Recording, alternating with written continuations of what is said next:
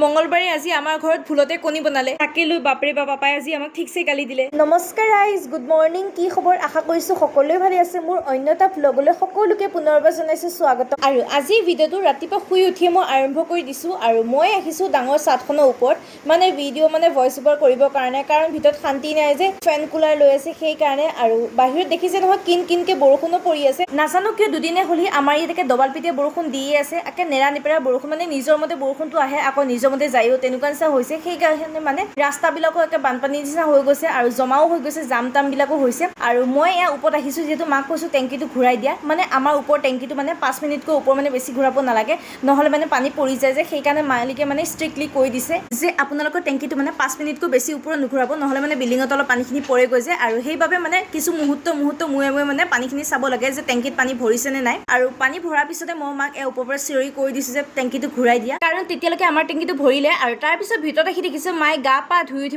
কাপোৰ কানি যিহেতু বাহিৰত মেলিব নোৱাৰে, সেইকাৰণে তিতা কাপোৰ সবা দুডালকৈ ৰছী বান্ধি ভিতৰতে মেলি দিছে। আৰু এনেকৈ মেলি দিলে ময়ো বহুত বেছি বেয়া পাওঁ, দেখিছে নহয় দেখাটো কিমান বেছি বেয়া লাগে।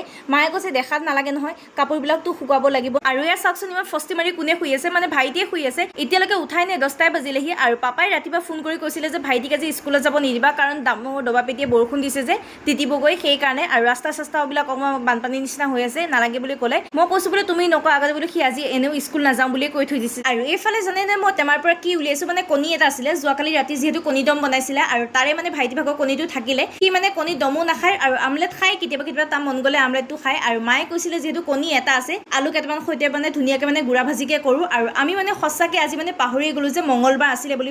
আমাৰ বহুত ডাঙৰ ভুল এটা হ'ল, আমি আজিলৈকে কেতিয়াও মঙ্গলবাৰে মাছ মাংস কণী খায়ে পোৱা নাই, যেতিয়াৰ পৰা মঙ্গলবাৰটো পালা আৰম্ভ কৰিলোঁ। ৰাইজ জানি বুজিতো ভুল কৰা নাই, অজানিতে ভুল হৈছে। আৰু পাপাই যেতিয়া ভাত পানী খাব আহিছে তেতিয়াহে কৈছে যে আজি মঙ্গলবাৰ হয়, তহঁতে কিয় কণী বনালি। মই কৈছোঁ আমি দুজনী পাহৰি থাকিলোঁ যে আমি সোমবাৰ বুলি ভাবি আছিলোঁ। পাছত পাপাই ঠিকছে গালি দিলে আৰু গালি শুনিলোঁ। তো ৰাইজ মই ধুনীয়াকৈ ৰেডি হৈ গ'লোঁ আৰু গম পাইছে চাগে মই ক'ৰবালৈ যাম নেকি, ক'তো নাযাওঁ, মই ৰিলচ বনাম বহুত দিনৰ মূৰত। ধুনীয়াকৈ সাজি কাচি ৰেডি হৈছোঁ, বেলেগ কাপোৰ পিন্ধা নাই কাৰণ গৰমো লাগি আছে যে।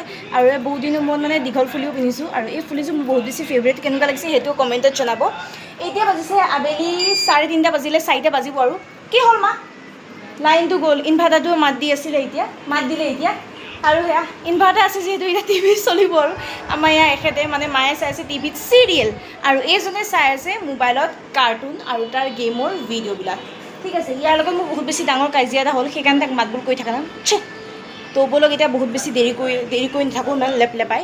আৰু বাহিৰতো দেখুৱাই আছোঁ, চাওক বতৰটো ৰাতিপুৱা পৰিছিলে দবাল পেটীয়া বৰষুণ খিচিচকৈ, আৰু এতিয়া পৰিছে দেখিছে কেনেকুৱা ৰ'দটো দিছে নহয়, বাপৰে।